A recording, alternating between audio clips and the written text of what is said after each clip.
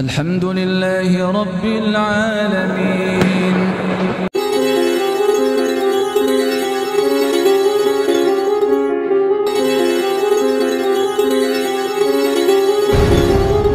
Beriman kembali murtad, kembali ke agama lama, atau dia harus mati di parit yang berapi itu.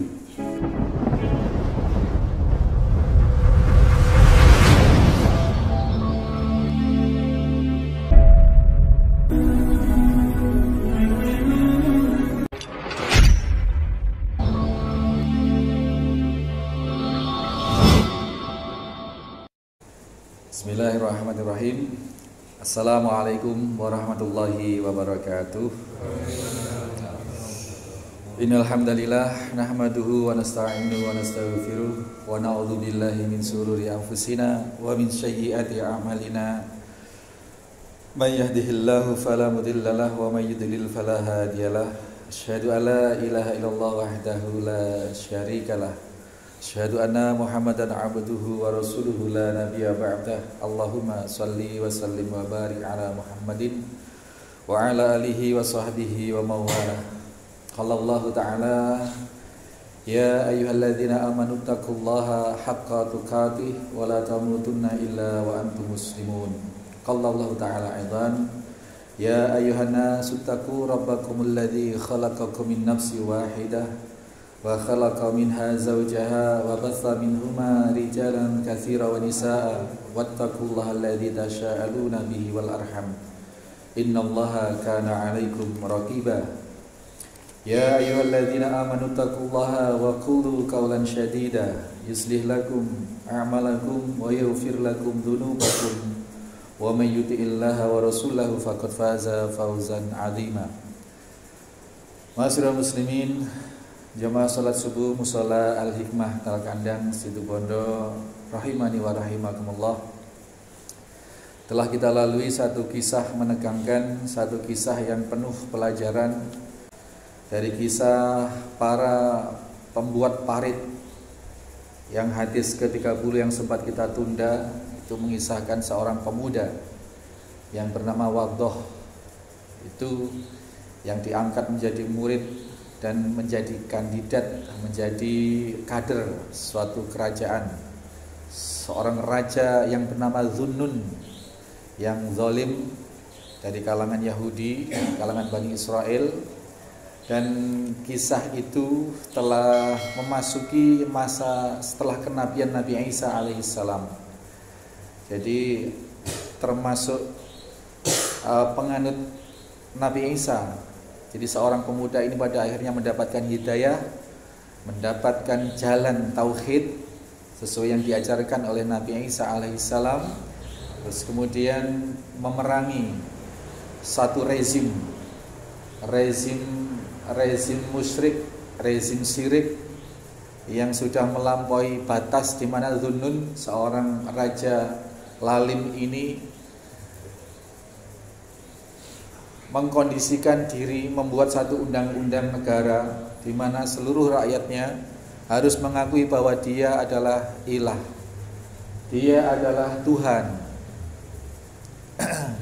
Sehingga ketika kita tahu dalam hadis yang panjang kemarin, ketika seorang rohib, seorang staf kerajaan dan seorang pemuda ini yang tidak lagi menuhankan rajanya, maka raja berharap mereka irji'an dzinik, kembali kepada agama semula. Agama semula yaitu menyembah Zunnun atau raja yang zalim itu. Dan telah kita bahas perkembangannya, semua diberangus begitu. Meskipun terhadap pemuda ini, seorang raja, rezim ini selalu gagal, tidak bisa membunuh anak muda yang bernama Waddah ini. Kemudian demi dakwah tauhid, Waddah ini membuat strategi, yakni membuka atau menyerahkan dirinya untuk bisa dibunuh pada akhirnya, tetapi dengan satu prosedur, yang prosedur itu adalah satu strategi supaya dakwahnya sampai. Kemudian benar, strategi itu adalah Dia memberikan petunjuk untuk kematiannya kepada raja, yakni harus demikian, harus demikian, harus demikian, harus diikat di pohon, disalib di pohon kurma, kemudian harus diambil dari anak panahnya Waddah sendiri, kemudian harus raja sendiri yang memanah, gitu kan? Harus raja sendiri yang memanah, dan manahnya nggak sembarang manah, harus dengan satu kata kunci. Bahkan dalam riwayat dinyatakan bahwa ketika kata kunci itu hanya diucapkan pelan, itu panahnya meleset. Panahnya meleset. Kemudian raja ini protes, wahai Waddah, wahai anak muda, kenapa kok meleset? Berarti kamu bohong. Oh tidak, karena kamu mengucapkan mantranya, mengucapkan kalimatnya tidak keras, gitu. Kalimatnya adalah Bismillahirrahmanirrahim. Dan itu harus diucapkan keras, harus didengarkan oleh seluruh warga yang hadir di tanah lapang itu. Kemudian benarlah bahwa ketika dibaca dengan keras Bismillahirrahmanirrahim, maka dilepaskanlah anak panah ini dan mengenai pelipis anak muda tersebut, dan spontan anak muda ini memegang pelipis yang kena panah tadi dan meninggal. Di saat meninggal itulah membuka mata semua warga yang hadir bahwa berarti benar ajakan Waddah selama ini, ajakan pemuda selama ini, bahwa Rabb itu adalah Allah Subhanahu wa taala dan bukan Dzunun, raja yang lalim itu. Maka beramai-ramailah seluruh penduduknya ini mengucapkan syahadat, masuk Islam, masuk agama tauhid, kala itu masih Nasrani. Jadi ini pergeseran antara di dalam Bani Israel antara penganut Yahudi, gitu ya, penganut Yahudi, dan Raja Dzunun ini sudah murtad dari Yahudi juga sebenarnya. Jadi dia sudah tidak beragama.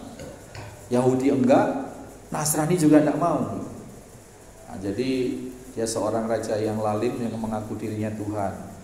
Nah, kemudian berimannya seluruh penduduk negerinya tidak lantas membuat Dzunun ini sadar.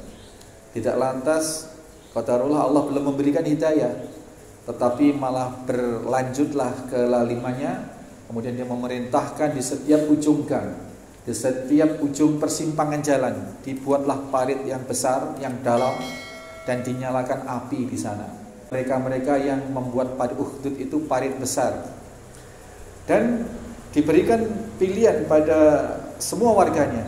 Kalau tidak mau kembali ke agama lama, kalau tidak mau kembali memeluk agama versi Dzunun, yakni Tuhannya adalah Dzunun itu, maka pilih, dilemparkan ke parit, diterjunkan ke parit, atau dia terjun sendiri.